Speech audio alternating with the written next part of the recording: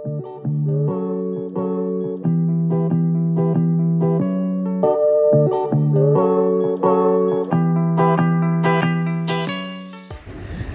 Friends, आज हम बात करेंगे एक बहुत ही स्पेशल और यूनिक केस के बारे में जिसको हम कहते हैं Mayer Rokitansky Kuster Hauser syndrome, या फिर इसको दूसरा नाम है मुलेरियन एजेनेसिस।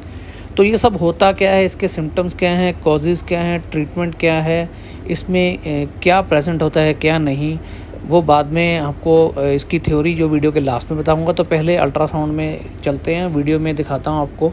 हम लोग जो सामने देख रहे हैं ब्लैक कलर का, ये है यूरिनरी ब्लैडर। तो यहीं पे हम लोग जब हम फीमेल पेल्विस एग्जामिन करते हैं तो हमें यूट्रस दिखाई देता है और साथ में ओवरिस। तो Mayer Rokitansky Kuster Hauser syndrome में हमें यूट्रस जो है वो बिल्कुल ही एब्सेंट दिखाई दे सकता है, और साथ में ओवरीज भी, या फिर उसका एट्रीजिया होता है, यानी कि वो अंडर सही तरह से डेवलप नहीं होता और बहुत ही वहाँ पे सर्विक्स स्टंप होती है जो वजाइनल, वो प्रेजेंट हो सकती है। और जिस केस में मैं आपको दिखा रहा हूँ इसमें यूट्रस प्रेजेंट नहीं है। तो ये है हमारा केस नंबर 1।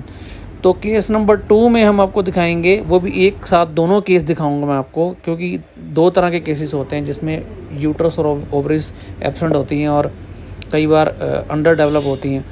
तो इसमें ओवरीज प्रेजेंट आप देख सकते हैं, उसमें छोटे छोटे फॉलिकल्स भी हैं। और मैं आपको यहाँ पे पॉज करके एक पिक्चर लेके बता देता हूँ ओवरीज की। और स्क्रीन के ऊपर राइट साइड में राइट ओवरी, लेफ्ट में देख रहे हैं लेफ्ट ओवरी। तो इस वाले केस में जो आपको दिखा रहा हूँ इसमें यूट्रस प्रेजेंट नहीं है लेकिन ओवरीज प्रेजेंट है।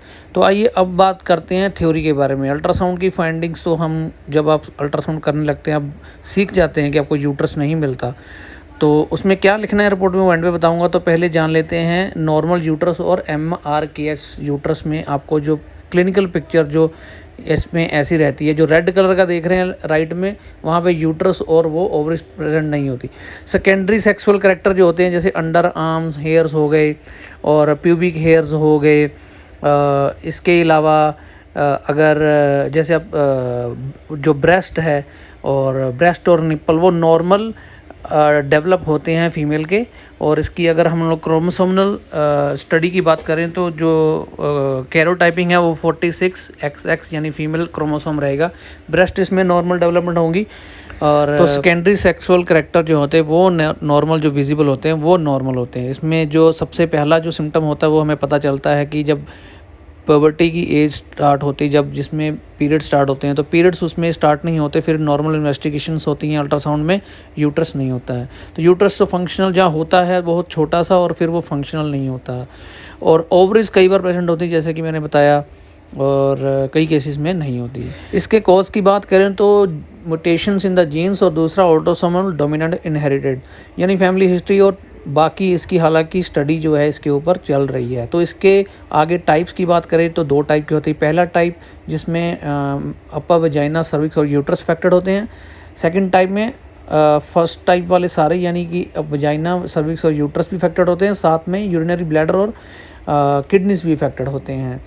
तो सिम्टम्स तो जैसे मैंने बता दिया है, इसमें सेकेंडरी सेक्सुअल कैरेक्टर्स जो डेवलप होते हैं, लेकिन प्राइमरी एमेन्यूरिया यानी पीरियड जो स्टार्ट नहीं होते हैं। तो विजिबली क्लिनिकल एग्जामिनेशन की बात करें तो वजाइना जो बहुत शॉर्ट होती है। सेक्सुअल इंटरकोर्स करते वक्त पेशेंट कहता है कि बहुत पेन होती है। तो अब बात करते हैं लास्ट में ट्रीटमेंट में। ट्रीटमेंट हम लोग बात करें, ट्रीटमेंट में इसकी कोई भी सर्जरी नहीं है जिससे कोई सर्जरी करके पेशेंट को ठीक किया जा सके ताकि वो खुद से प्रेग्नेंट हो सके, ऐसा कोई ट्रीटमेंट नहीं है। लेकिन ऐसी सर्जरीज की जाती है ताकि पेशेंट को, उन पेशेंट में जिनमें सेक्स करते वक्त पेन होती है, ताकि उनको सेक्सुअल इंटरकोर्स वक्त कोई पेन ना हो और वो ईजी हो।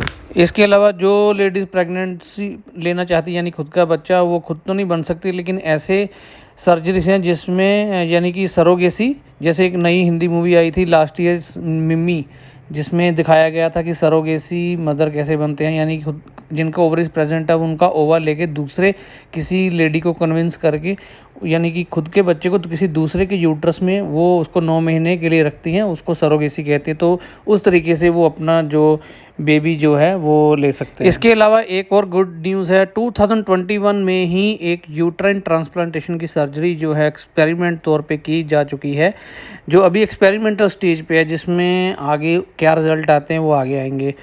तो बात करें रिपोर्टिंग की अल्ट्रासाउंड की, लास्ट में कैसे लिखते हैं इसको, जब हम यूट्रस अल्ट्रासाउंड पेल्विस का एग्जामिनेशन है तो उसमें हम लोग लिखते हैं यूट्रस की फाइंडिंग, ओवरीज की, और पाउच ऑफ डगलस में अगर फ्री फ्लूइड है कि नहीं। यूट्रस में लिखेंगे नॉट प्रेजेंट, और अगर वहाँ पे कुछ आपको सर्विक्स पे कुछ इकोजेनिक पार्ट दिख रहा है तो लिख सकते हैं cervical stump is seen, uterus is absent, और ओवरीज अगर प्रेजेंट है एक है तो, अगर दोनों हैं तो वो लिख सकते हैं। और फाइनली इंप्रेशन में लिखेंगे एब्सेंट यूट्रस विद ओवरीज, अगर प्रेजेंट है तो लिख सकते हैं। और आगे लिखना है advice further evaluation to rule out any chromosomal abnormality. तो कैसा लगा आपको हमारा आज का वीडियो? अच्छा लगा हो लाइक कीजिए, शेयर कीजिए, सब्सक्राइब कीजिए, और ऐसी और भी वीडियोस देखने के लिए हमारे चैनल को सब्सक्राइब कीजिए।